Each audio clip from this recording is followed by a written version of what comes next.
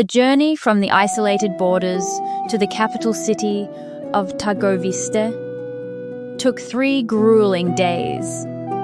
If the snow-covered forests were dangerous, the capital was a completely different kind of monster. The high walls of the city loomed like jagged teeth against the grey winter sky. Inside, the streets were lined with impaled traitors, a grim reminder of the Voivode's absolute and terrifying power. Tristan rode beside Catarina, his jaw tight. He was a diplomat, used to the veiled insults of the English court. But the brutality of Wallachia was suffocating. Catarina noticed his silence. She reached out, her gloved hand briefly brushing against his steel-clad arm. "Do not let them see your disgust, Tristan," she whispered, her eyes fixed forward. "Here, empathy is a weakness, and weakness is an invitation to the grave." Tristan nodded, his hand resting on the pommel of his sword. "I fear no man's cruelty, Catarina. I only fear what this place might demand of you." Behind them, Morgan the giant boar grunted uneasily, his heavy hooves clacking against the cobblestones. The city dogs barked frantically from the alleyways, but one look from Morgan sent them whimpering into the shadows. On Tristan's shoulder, Peter the monkey clung tightly to his master's neck, the small creature sensing the heavy, oppressive atmosphere of the capital. They arrived at the Grand Palace gates. The political marriage had to be ratified by the Voivode himself. As the massive iron-studded doors swung open, Catarina and Tristan exchanged one last look. The ice between them had melted in the cabin. But to survive this court, they had to become colder than ever. That evening, the great hall was ablaze with hundreds of torches. The lords and ladies of Wallachia were dressed in dark velvets, heavy furs, and glittering jewels. Yet, the air was thick with paranoia. At the head of the hall sat the Voivode, a man whose quiet voice was more terrifying than a thunderclap. Catarina descended the stone staircase wearing a breathtaking gown of deep crimson and black silk, a stark contrast to her usual wolf pelt armor. She looked like a true queen of the night. Tristan, dressed in a tailored midnight blue doublet embroidered with silver threads, met her at the bottom of the stairs. He offered his arm, deeply mesmerized by her beauty. "You look like a woman who could conquer the world with a single glance," he murmured. "Keep your eyes sharp, my knight," she replied, with a faint, dangerous smile. "These wolves bite." During the feast, Lord Dragos, a wealthy and cruel Wallachian nobleman, approached their table. Dragos had long coveted Catarina, not for love, but for the strategic lands she controlled. He sneered at Tristan. "An English knight," Dragos mocked, raising his silver goblet. "Tell me, Sir Tristan, do they teach you how to fight in the West, or only how to bow? Our Wallachian winters break fragile men." Tristan did not lose his calm smile. He calmly picked up his knife, gracefully flipping it between his fingers, before stabbing it precisely into the roasted meat on his plate. "In the West, Lord Dragos, we learn that a barking dog rarely has the teeth to back it up. I survive winters by killing the wolves." The tension at the table was thick enough to cut with a blade. Suddenly, a commotion erupted. Peter the monkey had swung down from a chandelier and snatched a gold coin right out of Lord Dragos's hand, scampering away to the rafters. Dragos turned purple with rage, but Catarina let out a rare, ringing laugh, breaking the tension and forcing the surrounding lords to chuckle.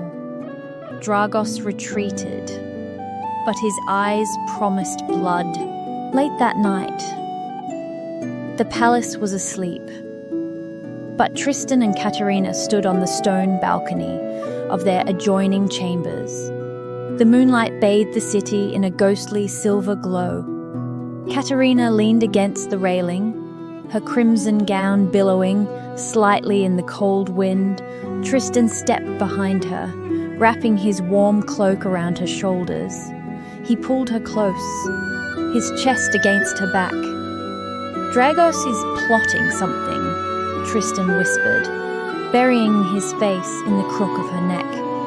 "He was the one who sent the assassins in the forest. I can feel it." "I know," Catarina breathed out, leaning into his warmth. "He wants to prove you are unworthy of me. If he can humiliate or kill you legally, the Voivode will give him my hand." Suddenly, Morgan the boar, who was sleeping near the balcony door, let out a low, rumbling growl. Peter the monkey, perched on the balcony railing, hissed and pointed toward the courtyard below. Tristan's eyes darted to the shadows. He spotted a cloaked figure, slipping a pouch of coins to one of the royal guards. "They are bribing the Voivode as guards," Tristan said, his grip on Catarina tightening. "The trap is set for tomorrow." Catarina turned in his arms, her piercing green eyes locking onto his. "Then tomorrow, we spring the trap first. The next morning, the Voivode summoned the court." Before Tristan and Catarina could even kneel, Lord Dragos stepped forward, throwing a blood-stained English arrow onto the marble floor. "Treason!" Dragos declared loudly.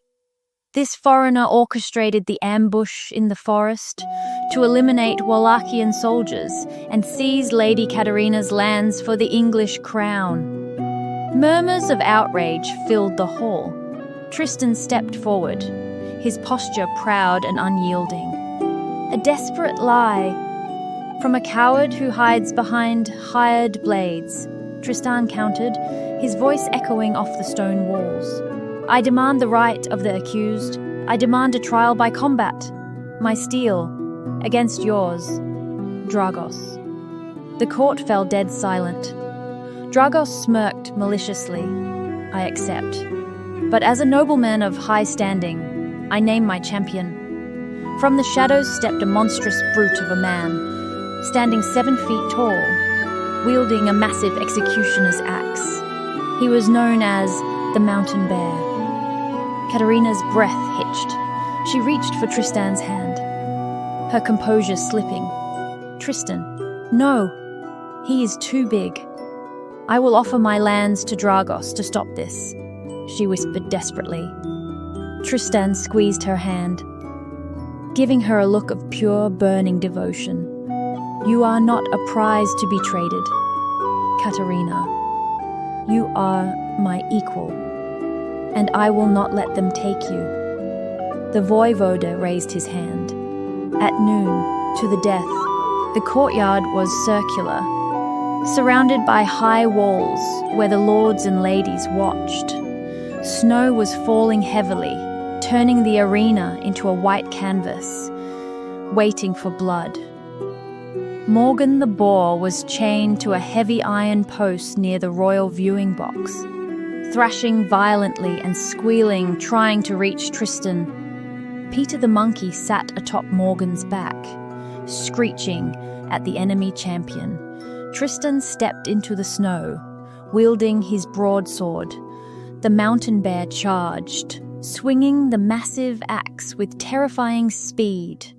Tristan dodged, but the sheer force of the swing sent a gust of wind that knocked him off balance. The fight was brutal. Tristan used his agility, parrying glancing blows. But he was getting pushed back. "His left knee!" Catarina screamed from the balcony, ignoring all royal protocol. "He favors his right leg. Strike the left!" Tristan heard her voice over the roaring crowd. The brute swung downwards, aiming to cleave Tristan in two. Tristan dropped to the snow, rolling beneath the arc of the axe, and brought his sword in a vicious upward slash, biting deep into the giant's left knee. The brute roared in pain and dropped to one knee. In a flash of silver, Tristan spun and brought the pommel of his sword crashing against the giant's temple. The champion collapsed, unconscious. Tristan stood over him, chest heaving. His sword pointed at Lord Dragos in the stands. "Does the wolf have any more teeth?" Tristan shouted. Dragos shrank back in fear. The courtyard was silent.